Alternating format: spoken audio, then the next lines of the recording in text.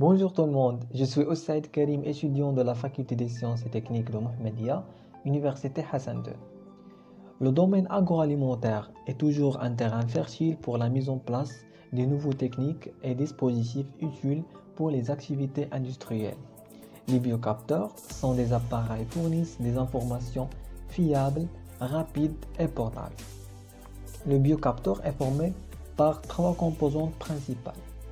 Le biocapteur elle-même, c'est-à-dire l'entité biologique qui peut être une enzyme, un ADN, un anticorps, etc.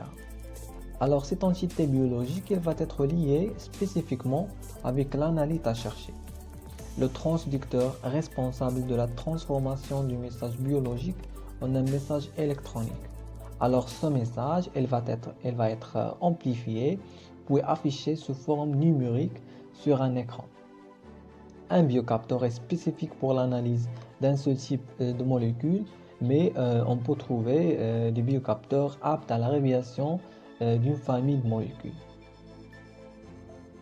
Le marché des biocapteurs est toujours en développement. En 2019, elle a été évaluée par 19,6 millions de dollars. Ce marché est dominé par la Chine.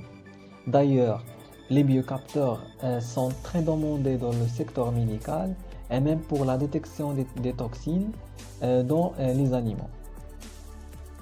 Les biocapteurs sont très variés et chacun a ses caractéristiques en fonction de sa composition et bien sûr de la molécule à chercher. Pour un biocapteur de type électrochimique, il peut détecter les aflatoxines N1 du lait durant un temps inférieur à 2h30. Le carbaryl, qui est un insecticide, il peut être détecté dans les tomates juste dans 5 minutes.